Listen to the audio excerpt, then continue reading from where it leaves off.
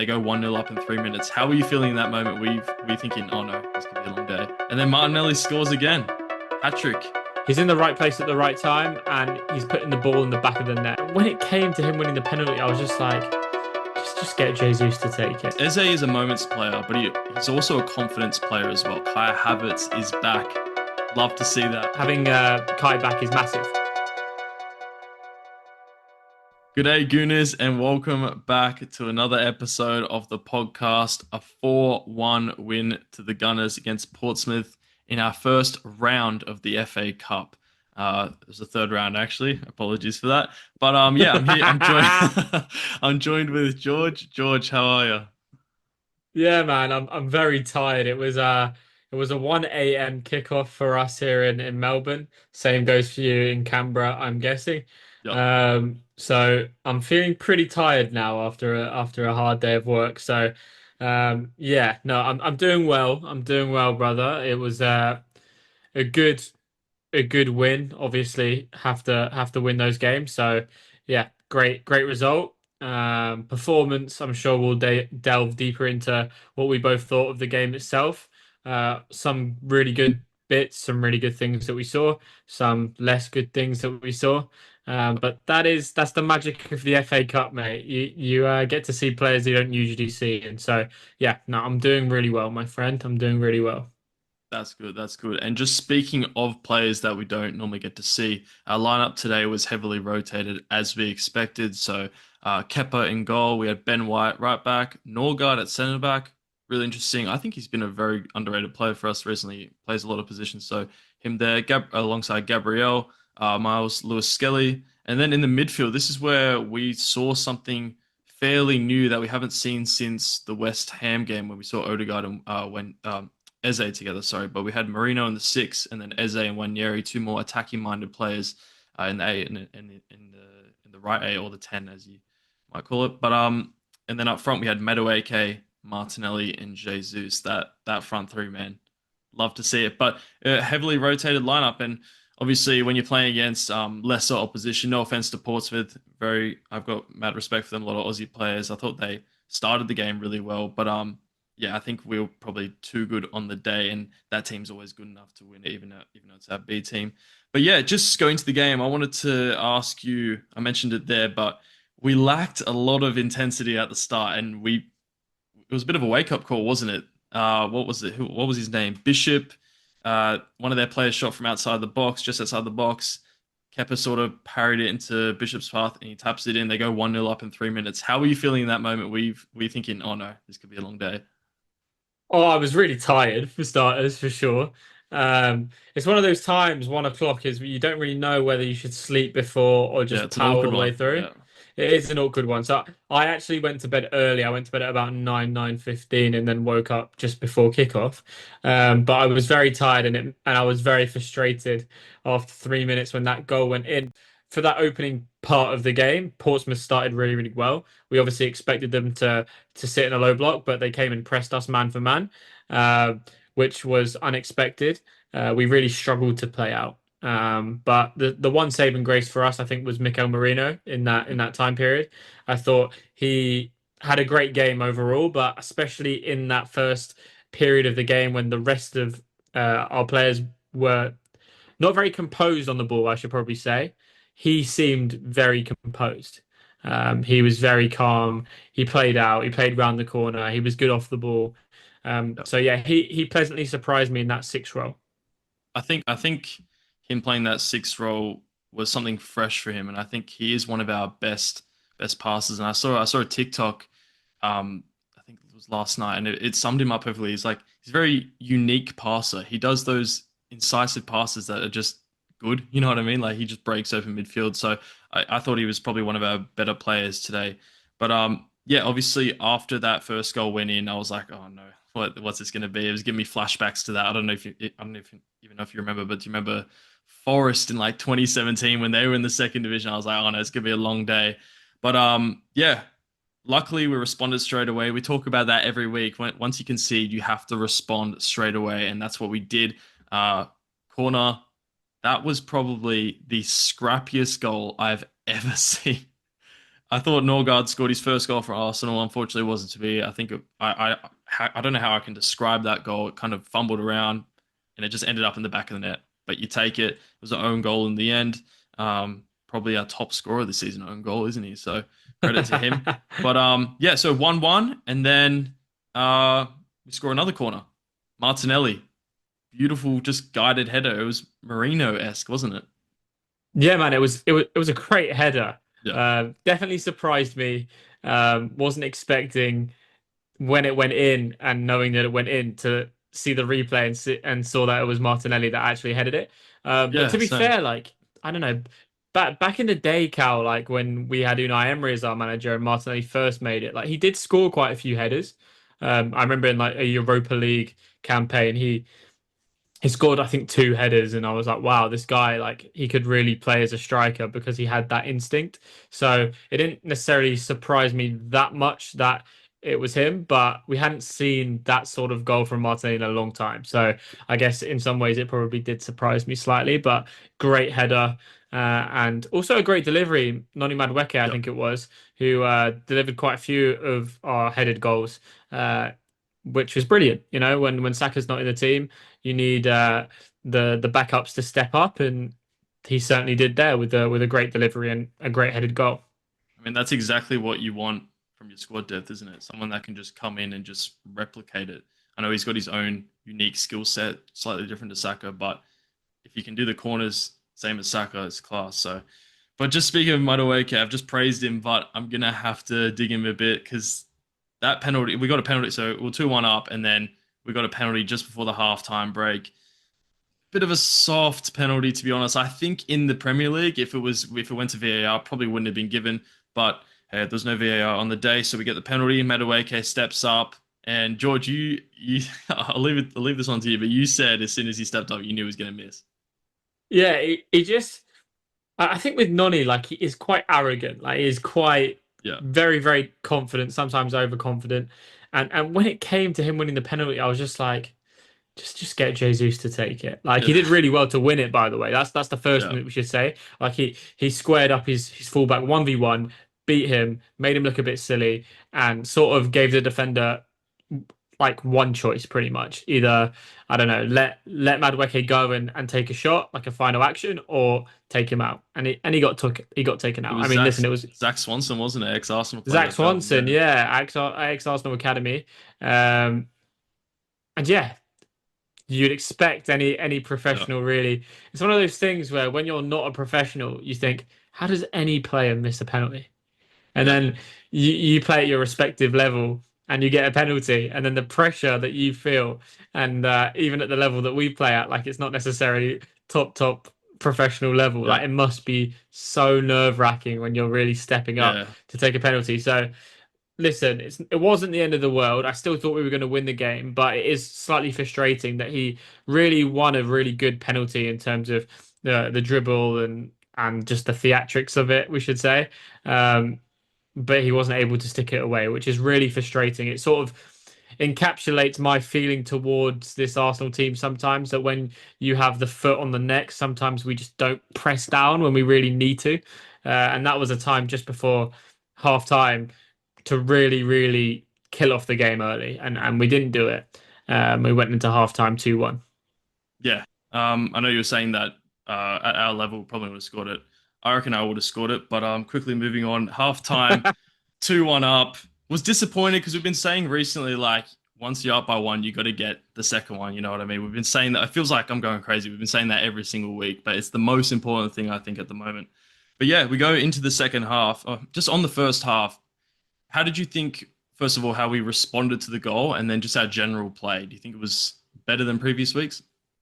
Was it? I mean, there were some things that I liked.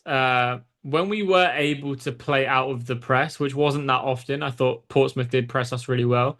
We looked pretty slick. I think when Yeri had some pretty slick moments. Um, Same goes for Marino. Yep. I still think Eze was pretty quiet on the day. Weirdly enough, until Odegaard came on, I thought after Odegaard came on, I thought him and Odegaard started to sort of link up. Yeah, There seemed to be an love to understanding see there, it. which Yeah, which was great to see. But yeah, it's weird. Someone like Eze, who is so talented, so obviously talented, he's not the type of player who literally controls the tempo of the game. He's just really a moments player. yeah. But it's weird. Having said that, I never used to watch 90 minutes every single week of Crystal Palace. You just sort of saw the best of The Crystal moments Palace, of tempo. Yeah, and usually he was at the forefront of that. But it just seemed like at Palace he had more of um, a job to do for the whole game. You know, it seemed like he controlled the tempo. I'm not sure if that's true or not, but that's how it seemed. So it was weird to see him at Arsenal where he's not really like you're away at Portsmouth. He should be really the one who is controlling the midfield, and especially the attacking midfield spots. Like it shouldn't really come from an 18, 19-year-old Ethan Nwaneri, but it seemed like Nwaneri was taking more charge in controlling the tempo of the game with Marino. So yeah, no, food for thought for sure, but yeah, some good things and some things that I didn't like so much. What about you? What did you think of the general passages of play? I do think it was fairly better, but I also think it's because lower opposition as well. We're always going to look a bit more class on the day. Just on Eze, I agree. Eze is a moments player, but he's also a confidence player as well. And I think with him barely, I think he's played like 79 minutes in the last like 6 or 7 games recently, which is just it's just not enough for a player of his quality. He played at Crystal Palace last season. I'm glad that he played in this game, FA Cup. He's an FA Cup winner, the only FA Cup winner from last season in our squad, I guess, unless we got Madueke here, of course. But he needs more game time, I think. I think in previous games, Arteta's kind of made the same sort of subs. He's bringing on Jesus for Gyökeres. Like it's the same sort of thing. Martinelli for Trossard, but he's not really using Eze, which is interesting because he can play so many positions as well. We've seen him in the 10. Today we saw him in that left 8 side, which I know is a bit quiet, but he hasn't played there before for us. You know, time will tell how he'll perform there. But he can also play on the left wing as well. So I'm surprised that Arteta hasn't utilized him that much. And Yeah. we call him a moments player, and he's a bit of a luxury player as well. But how is he going to get these moments when he's not on the pitch? You know what I mean? He needs confidence as well. I think they go hand in hand. So I definitely want to see him play more as the season progresses, and I think he will as well. So I don't think we should be too worried about that. But yeah, just moving on. Second half, I thought we started well, and then 5 minutes later we ended up scoring. Jesus picks up the ball from the right and puts in a beautiful low-driven cross to the back post where Martinelli taps it in, and we go 3-1 up. And what did you think of that ball from Jesus? It was beautiful, wasn't it? Well, I don't know who I saw talk about it. I think it was Declan Rice. He did a interview with Sky Sports before the Liverpool game. I think it was with Jamie Redknapp, and he was talking about how important set pieces are now to the game, and Yep. how every team in the league is looking for that 1% advantage and quick free kicks and making Yeah. the most out of a free kick. And that's exactly what Lewis Skelly did. He played the ball through the lines really, really well into Jesus. So credit to Lewis Skelly, who I thought actually did struggle a little bit today again. Yeah. Um, but that moment was a really, really good one from him. He spotted Jesus in the hole, played him, and yeah, I mean, you can't really miss from that position if you're Martinelli because of how good the ball was. Yeah. Um, so inviting. I thought actually just to critique Martinelli, he did miss one. I think it was In the slightly first half, before, yeah, he did. Yeah. yeah, slightly before half time. I think he just mishit it. But this time he didn't. He decided not to go with his left foot, which he probably should have gone with because it was more natural for him to go. But he went with his right foot just to make sure, and yeah, he couldn't miss, and it was a great finish as well. Um, and that made it 3-1, and we looked at that point like we were never going to lose the game. Yeah. Obviously, 3-1 up. Once you get that second goal, the 2-goal lead becomes very comfortable. And then Martinelli scores again. Hat trick. A second hat trick of the season after Eze scored that one against Spurs, as we all know, from another corner, another header from a corner. Like, if you told me before the game that Martinelli's going to score 2 goals from headers from a corner, I think you probably got him mixed up with the other Gabriel. You know what I mean? So it was good to see that. Yeah, hat trick from Martinelli. That's going to do. He's had a very interesting week, hasn't he? Obviously, from being almost arrested at the Liverpool game, what he did was atrocious, and then to scoring a hat trick. it's just good, isn't it? Like it's just so good that he can step up in these cup games. He's just such a useful player. I don't know what it is about the Premier League that he just doesn't quite click for him, but I saw a couple interesting comments saying that he should just treat every game like it's a cup game, Champions League game. You might see some different results, but yeah, I thought obviously probably one of our best players today, scoring a hat trick. So and in the end, it was the difference maker, and he won us the game. So can't complain about that, can we? Well, it's interesting with Martinelli because firstly, I do want to set the record straight. Obviously, when it comes to like Bradley and being injured for the rest of the season, horrific. Of No course. one wants to see an injured player, so I'm sending my best to him, and I'm hoping he recovers nice and speedy. Yeah, no, it's obviously not a good thing to see him injured, but obviously um, Martinelli was sort of he was definitely in the news, wasn't he? He was Yeah. there was a lot of controversy when it came to Martinelli and his conduct, but he rose to the occasion very, very well. And um, whilst I actually didn't think his actual performance was necessarily really, really good, um, I still think he struggles as a touchline winger to beat his man on a consistent basis. But he's in the right place at the right time, and he's putting the ball in the back of the net, and that's the Difference hardest thing maker. to do Yeah, in football. And that's it. exactly Yeah, right. he's a difference maker. Hat trick, match ball, win, and that's really the end of it. Yeah. And that took us up to 4-1, comfortable lead. And then it was just good viewing from there. We got to see some great moments. Marley Salmon making his FA Cup debut. He is now Arsenal's youngest ever player in the FA Cup, 16 years old. So that's just incredible for him. And I thought he did pretty decent when he came on as well. So love to see Yep. that. But just more for the first team action we saw, Kai Havertz is back. Love to see that. I love that he's going to be. Did you see that first ball that he played when he came back through to? It was Beautiful. who was it? Who was it through to? Madueke. Madueke, yeah, Yeah. beautiful. So Havertz played the ball through to him, and once I saw that, I was like, we've missed this guy, man. I think it's not saying that we can see Gyökeres doing that sort of play. He's a different striker. We've been saying that, obviously with Gyökeres playing, he probably doesn't have the attributes that a Jesus or a Havertz has, but that's the luxury that we have. That all three strikers have different things that they're quality at. So it's good to see him back, isn't it? 100%. 100%. We've really, really missed him. I think like if you think back to the end of the 2023-24 season, that last 6 months, he was such a crucial player for us in that 6 month stint where we sort of I mean, we nearly went unbeaten. I mean, we didn't manage to win the league, which is just Yeah, says everything about how good Man City were that season. But played 18, won 16, drawn one, lost one, wasn't a bad record, and he was our number nine during that period, and he scored quite a few goals. So yeah, no, he's definitely a different profile to a Gyökeres. I could see it already. Like he wants to join in with the build up more. He's coming off the lines to receive the ball, playing 1-2s, playing the ball through the line.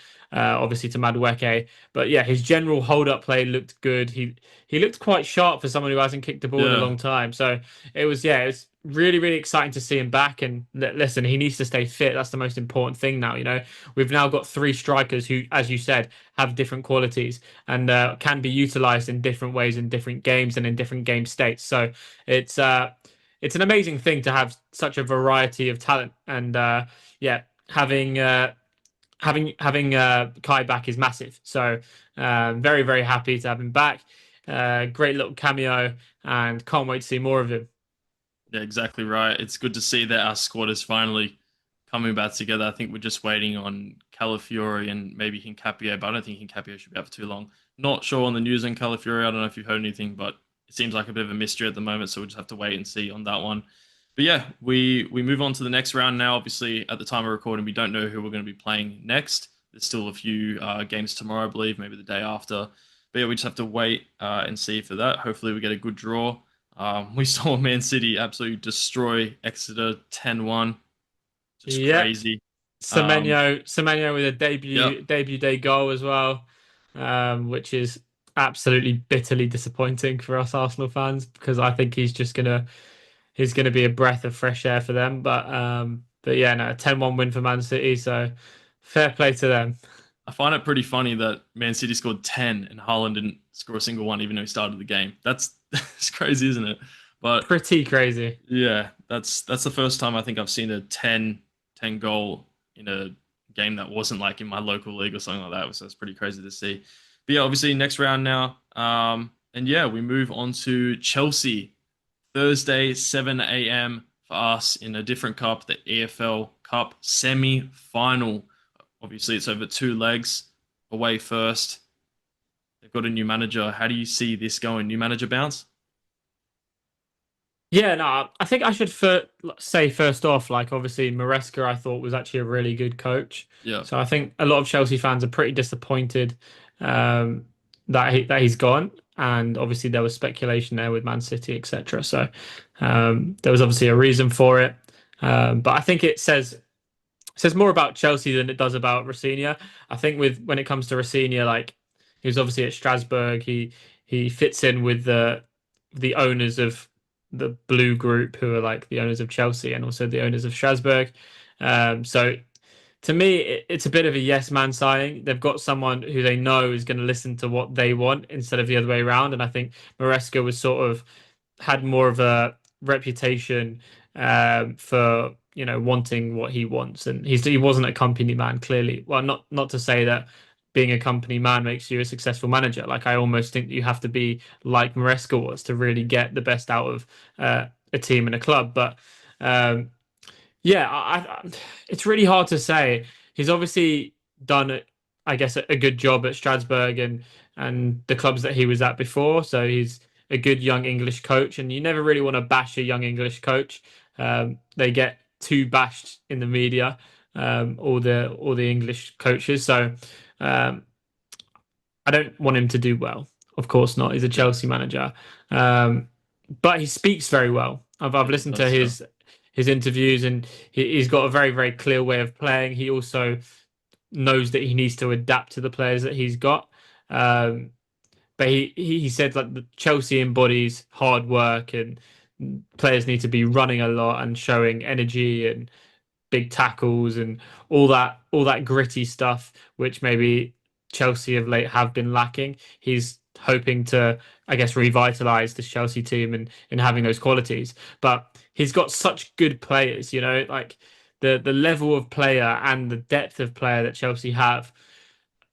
I mean, most coaches at a top level should be doing well with that squad. So yeah, it's interesting. It's a very, very interesting game. It's going to be an interesting matchup against us. Who are they going to go really strong, Arteta and Rosenior, or are they going to rotate players? My gut tells me they're probably both going to go quite strong yeah. because of the nature of the game being a semi-final. First leg, obviously, at the Bridge, which probably suits us because the return leg will be at the Emirates.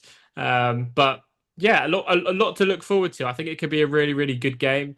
We didn't really, in our Premier League game, get to see the best of Arsenal versus Chelsea or Chelsea versus Yeah. Arsenal just because of the red card. I think it spoiled the game.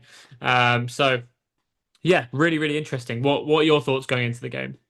I'm definitely excited for it. I think I'm pretty confident as well, but you never really know when it's a London derby, especially being a semi-final as well. But I think we need to go strong. First team, maybe with Havertz coming on as well. A couple new players coming back. So it's definitely going to be a very interesting game. But it's always a bit more scary when they have a new manager because it feels like just there's something about the new manager bounce that it just is a thing. So I definitely think we'll win. Should we go onto our lineups? Because I've got a couple interesting ones here, and I just want to read them out to you. What do you reckon? Let's hear it. All right. So in goal, I'm going to go David Raya, actually. I'm not going to go for Kepa. I know he seems like he was our cup keeper. I just think when it's a semi-final, like this is our best chance to win a trophy in a long time. And if we can win a trophy at this stage of the season, I think where's the final? It's in late February, right? That's before everything else is even finished. It will give us so much confidence going for the rest of the season. So go with Raya in goal. Right back, I'm going to go for Ben White. You'll see why in a sec. And then centre back, Saliba Gabriel, and the left back, I'm going to go for Yuri Timber. We've seen him play there before. I think with Calafiori, Hincapi being out, and Lewis Skelly, look, he hasn't played too well, to be honest. So I think I'd probably put Timber there. He was class when he played there a couple of seasons ago. Do you remember that? Yeah, of course. That was when Yeah. he first joined, and Yeah. we didn't really have a left back, if I'm correct. At that point, we had I think we had someone was Zinchenko. injured. Yeah, it must have been Zinchenko was Zinchenko, yeah. injured. Yeah, I think Zinchenko was Tomiyasu injured. injured as well, yeah. Yeah, Yeah, that was it. That was yeah, it. And so we had Ben White, and so Timber played at left back, and he was very, very strong. And that was before he even played right back for us. So yeah, yeah, interesting period of time that was. yeah. But yeah, no, I think I agree with that. He's definitely good enough to play there, no question about it. In the midfield, strong again, Zubimendi, Rice, Martin Odegaard. And then my forward line, I'm going to go Trossard, Saka, and I'm going to start Jesus, actually.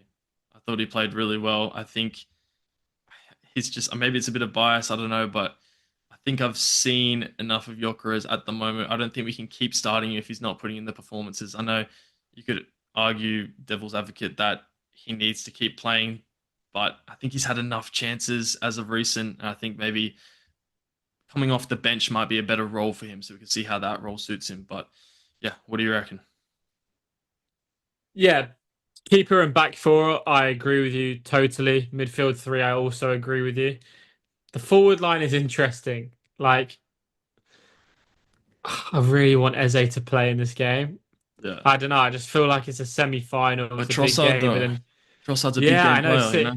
Similarly, Trossard, you can't really drop him. When it comes to the striker, I really do think as soon as Havertz is match fit, he will be our starting number nine. Like, I I have would no love to doubts. start Havertz, but I just don't want to risk it. I just don't think he's ready yet. Yeah, Definitely bring him on later on. it's hard to really disagree with anything that you're saying. What I would say is Jesus has obviously been out for a long period of time, Yeah. and Gyökeres didn't play any minutes against Portsmouth, so it does make me think that Mikel will go with Gyökeres. Marino? Um, no, not Okay. Marino. Again, had a really good performance at number six, but Martinelli? Zubimendi. Just No, throwing thank names you. out there. No, thank you. I think I agree with you wholeheartedly. I think I'd Okay. go with the team that you went with. That's the first time we've ever agreed on anything, so it's that's pretty good. Love that. Love that. What are your score predictions for the game? Oh man, I've been thinking about this a lot, and it's honestly so hard to call because I think like obviously I'm going to say we're confident to win because Arsenal fan. I do think we have the quality to win, coming off a 4-1 win. They're also coming off a 5-1 win, but their recent form hasn't been too great. I'll just get it up here. I know they got a new manager, but before that they lost to Fulham, drew to Man City. Thank you so much, guys, for that performance. Thank you. And then they drew to Bournemouth and lost to Aston Villa as well. So they're actually on a they haven't got any points in a while. I know it's a cup competition, no points, but they haven't won a game except for Charlton. But you know what Chelsea is like? They're very good in cup competitions, better in cups than the league. So I'm gonna go for 2-1 Arsenal. Oh my God, this guy just takes all my scores every week. All right, well, I'm gonna have to go with something different then. I'm gonna go with 1-0. I think we're gonna Okay, score. I can see that Uh, though. I can see that. I can see a Declan Rice corner. I can see maybe an own goal or a Gabriel header. Yeah. But apart from that, a bit cagey. But yeah, I'm still pretty confident. I think we're going to win the game, and we'll, I guess, take a lead coming into the second leg. So yeah, 1-0 to the Arsenal. I think the most important thing for this game is the intensity. The last time we played Chelsea at Stamford Bridge, that was terrible. We did not have any intensity. It didn't look like we want to be there. The last thing I want to see when we go into that game, especially a semi-final of a cup that we haven't won for a long time, is us bringing the game to them. Obviously, against Liverpool, if I see that sort of performance, I'm not going to be happy at all, and I'm sure we're going to have a very stern chat on the podcast about that. But we need to bring the intensity to them and start the game strong. An early goal is crucial in this game, I think. Yeah, 100%. 100%. There's nothing more frustrating than knowing it's a big game and really not approaching it like it's a big Yeah, game. And I guess maybe a bit of fear in the players' legs or them just feeling a bit leggy, I think is what we felt really against Liverpool. yeah, But yeah, I want them to know it's a big game, appreciate how big of a game it is, and approach the game like it is a big one. And implement, I guess, us taking the game to Chelsea and us knowing that we're a better team than them. So let's show it instead of approaching the game like let's go back to the Emirates maybe with a draw or a narrow lead. I want us to really go there and impose ourselves. Like we are a better team than them, so let's go show it. exactly right. I think that's the most important thing in this game. Can't disagree with that at all. But yeah, I think that's all we have time for today. guys. Thank you guys so much for watching the episode as normal, listening on Spotify, that sort of thing, and supporting us on social media. We've had a lot of George has been called a lot of terrible names recently, so I'm really sorry about that, George. I hope you're okay. It's all right. Um, It's but bruised the ego a little bit, mate, but I'm all right. I'll be okay. no, you'll be okay. But yeah, I hope you guys enjoyed the new vlog content as well. George will have his dropping soon. So keen for that. Let us know what you guys think about that. But yeah, that's all from me. Hope you have a good day, Gooners.